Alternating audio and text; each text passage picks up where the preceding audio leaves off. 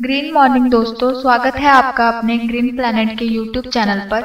नई वीडियोस के नोटिफिकेशन के लिए subscribe button और बेल आइकन को दबाना। नमस्कार, विषमुक्त अन्न रासायनिक शेती ग्रीन प्लॅनेट बाय प्रोडक्ट या अभियानामध्ये तुमचं सहर्ष स्वागत आहे। तर तुमचा ॲड्रेस सांगा। मी सुरेश हरिबास सोनवणे।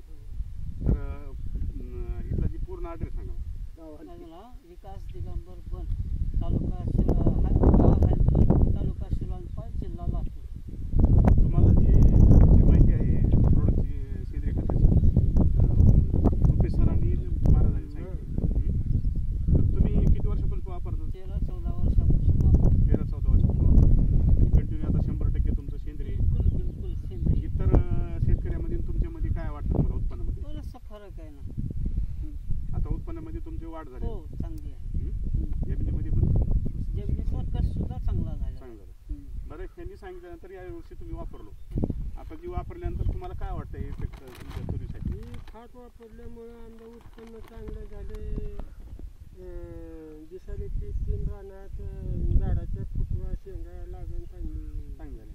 बरं सर, तर दुसऱ्या प्लॉटमध्ये गावामध्ये जे आहेत आणि त्याच्यामध्ये इतर ह्याच्यामध्ये काय फरक पडतो? ही प्लॉट एक नंबरला आमच्या गावात, त्यासाठीच बघायला आलो आम्ही। तुम्ही आलो म्हणून बघायसाठी अगोदर बघितलं आम्ही, पण लई लागण आहे फळदारना लय। बघा प्लॉट कसा झुकलाय, किती लागण आहे बघा। पूर्ण प्लॉट झुकला बाया, पूर्ण प्लॉट दाखवलं।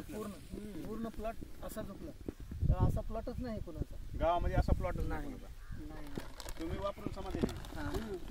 महाराजांनी वापरायला सुरुवातीला कसं सांगितलं? सुरुवातीला यांना बीज प्रक्रियासाठी एसटी वापरायला लावलं।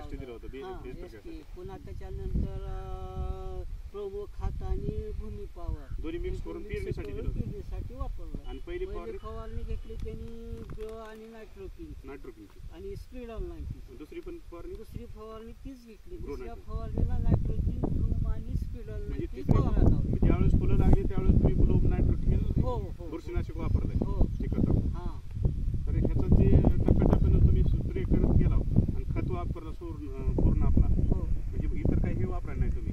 नाही। तर प्लॉट बघण्यासारखं आला गावामध्ये, एक नंबर प्लॉट आला आहे। तर तुम्ही वापरला त्याच्याबद्दल धन्यवाद। तर रुपेश भैया, आता गावामध्ये तुम्ही किती शेतकऱ्याला दिले आतापर्यंत?